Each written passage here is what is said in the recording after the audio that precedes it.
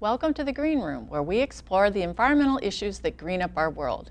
The Green Burial Movement advocates going back to end-of-life traditions of our forebears that are less environmentally damaging than current practices. In March of 2012, we had Merilynne Rush on the show to discuss this topic.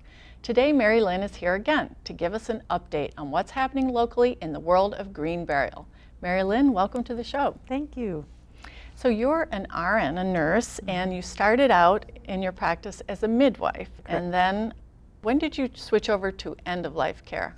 10 years ago, I started working in end-of-life areas. First, I started learning about home funeral and green burial. And then I started learning about advanced care planning. And now I train end-of-life doulas. Okay, great. And we did, as I mentioned, a show about 5 years ago, over 5 years ago. It's amazing how time flies.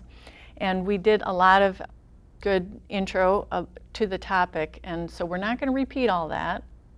People can, if they'd like to watch that show, they can go to ewashington.org/greenroom and to the March 2012 show and watch that. But we should just clarify a few definitions, because a lot of confusion over is natural the same as green burial? And the answer is yes, right? Those are used interchangeably. Yeah, people use those terms interchangeably. Mm-hmm. And then conventional, what's that mean?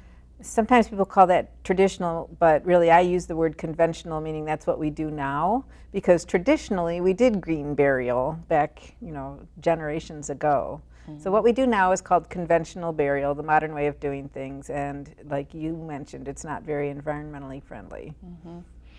Okay, and just touch on what are some of the main issues in terms of environmental impacts.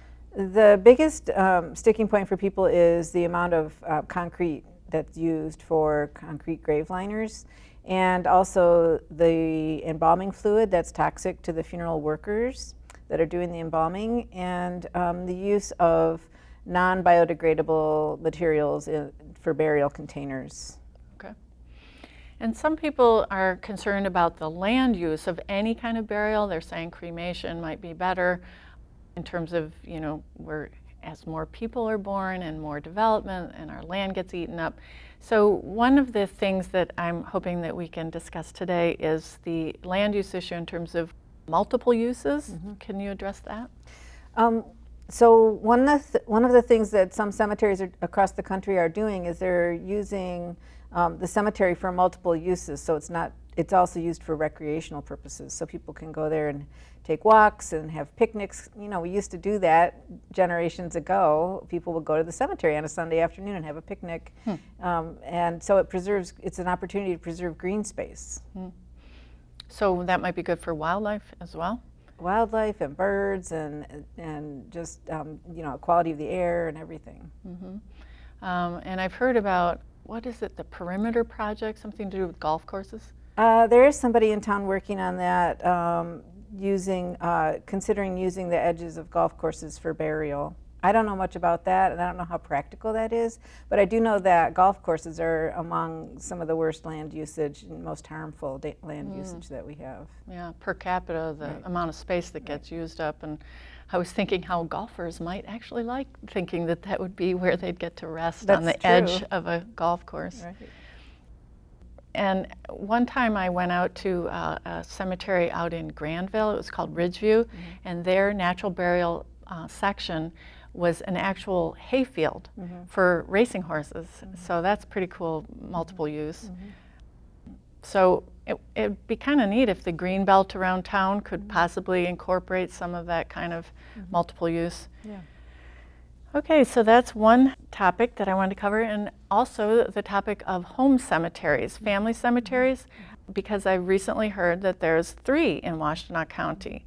There's 3 that you and I know of. There's probably many more that maybe were established before the records were kept as well at the county level. Good point. So the concept is basically that if someone lives in a township outside of the city or village limits and they want to turn part of their property into a family cemetery, they can do that, or they deed it off. The county knows, what the land, what exactly the perimeters of it, and they can only bury people that are related to them by blood, marriage, or adoption there. It can be as small as 1 plot or as large as 1 acre. and it will remain a cemetery in perpetuity. And they can't sell plots, Right. burial plots. Right. And if they move and sell the house and the rest of the property, that cemetery will remain theirs. It won't be sold. It becomes a separate piece of property that's actually tax-free. Oh, really?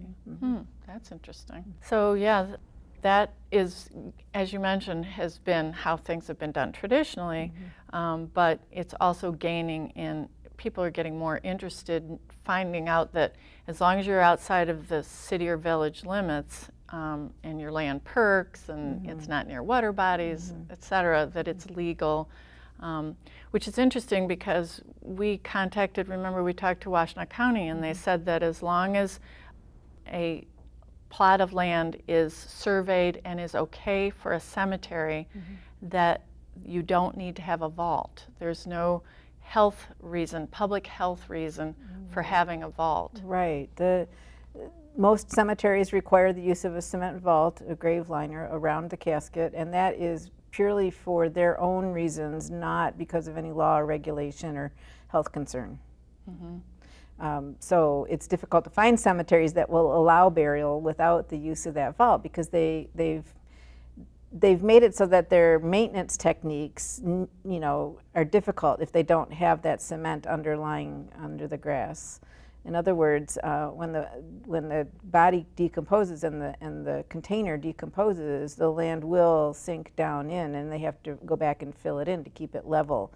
So if they're running heavy equipment, such as lawnmowers and front hose for digging graves and things like that, then that's what they're concerned about. So cemeteries that are allowing burial without the use of the cement vault are modifying their maintenance techniques. Yeah, probably the machines that would lower those big concrete vaults have got to be big and heavy. Very. Yeah. So when you say modifying, I think I've seen them laying plywood or something around the edges of a grave so that that's for stabilization during the actual burial itself. Okay. Yep. And then afterwards, they can put a piece of plywood over the top of it, underneath the grass or whatever is there, planted there. Natural flowers is more environmentally friendly than grass because you don't have to mow it. Or they can just go back over and keep kind of filling it in as it settles. It's really not that big of a space of settling. It can be, a few inches to a little bit more, but it does require some attention to detail. Seems like people are willing to pay a little bit extra to have a natural burial. So some cemeteries are charging more for the natural burials or the green burials because of that extra attention, but some are not. So, and overall, it can be cheaper for the family because you don't have to purchase the cement vault. That's an extra expense in addition to the cost of the plot. And if you go with a simple coffin, if that's your preference, that has got to be cheaper than a big fancy casket. You can, you can order one online. You can buy one at Costco. Interesting. And I've heard that there are, I think it's too early to announce the names. I haven't even heard what the names are, but I have heard that there's a couple cemeteries in Washtenaw County that are going to be adding the ability to have a grave without a vault, right? Right.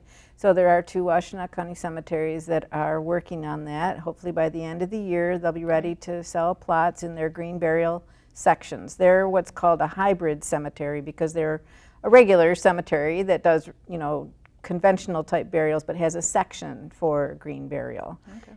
And so, that'll round up the number to 10 that I know of in Michigan that will be offering. Wow, that's a lot.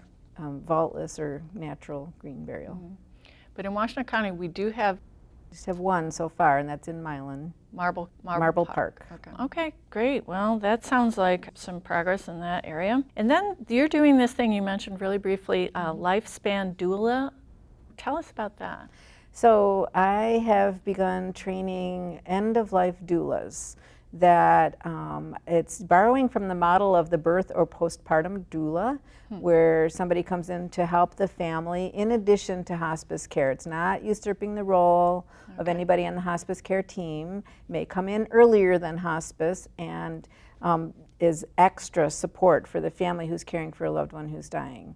So the doula takes a workshop with us, a 3-day weekend workshop, and then there's a certification process. They do a lot of study on their own afterwards. They get some field experience, and other things and required reading and such, and they become certified, and we're providing referrals as well to families who are looking for that extra support. So would one goal be that people can stay out of the hospital for longer? Right. And we, before the show, were discussing how that has an environmental benefit, potentially, Right. because I don't know if you had time, but I looked up some statistics. You want me to throw out what I heard? Okay. Healthcare contributes 8% of the nation's greenhouse gas emissions. Wow. And hospitals are the second most energy-intensive commercial buildings in the country after food service facilities. And of course, the U.S. is the second largest emitter of greenhouse gases globally, so we really have a responsibility to the globe to curb our energy use. And that's just energy use. I know myself, every time I go to a doctor or a hospital, there's so much waste that's generated because they have to keep things so clean because there's so many diseases in the hospital, whereas if you keep your loved one at home, you're not dealing with all that waste. And the other thing to consider is that something like 50% of the amount of money that's going to be spent on us in healthcare in our entire lifetime is spent in our last 6 months to a year of life. wow. So if we can increase awareness about what our choices are for end-of-life care, and most people say they want to die at home, but if you're not prepared, then you end up having a health crisis and not being ready to handle it at home. So a hospice team and an end-of-life doula can help prepare you to be ready to handle things and to be comfortable and to have all your needs met and to accompany the family through that hard time at the end. And that keeps people at home, out of the hospital, and So much less stressful and energy use for the family, not having to go back and forth to the hospital constantly. Right, right.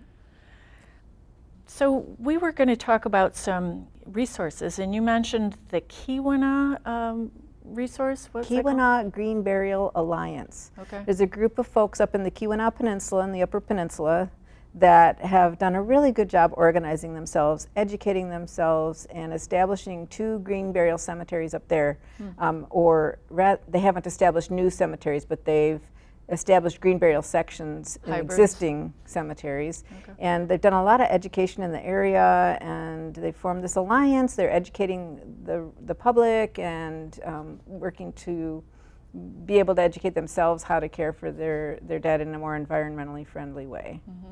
So they're kind of an exemplar, I think. You can go to their website, and they have lots of explanations and good, clear language there about what green burial is and why people are interested in it. I noticed they have this thing called a green burial planner, which was really nice. It's a PDF, about 4 pages of things.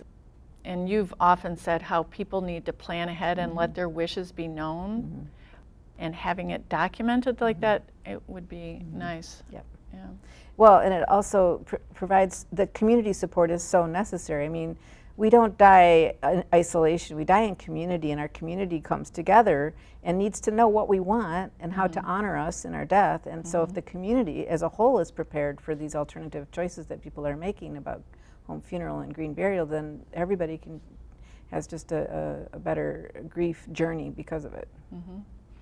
Yeah, having the options available, that's really important. And another resource, when I put together on Washtenaw County, you can go to Washtenaw County Natural Burial. If you Google that, there's a long list of resources that you and I put together, all the different things that people can access locally in terms of green burial. And so You did a great job with that. yeah, so And that's, you'll have to add Lifespan Doula yes, Association. we to will.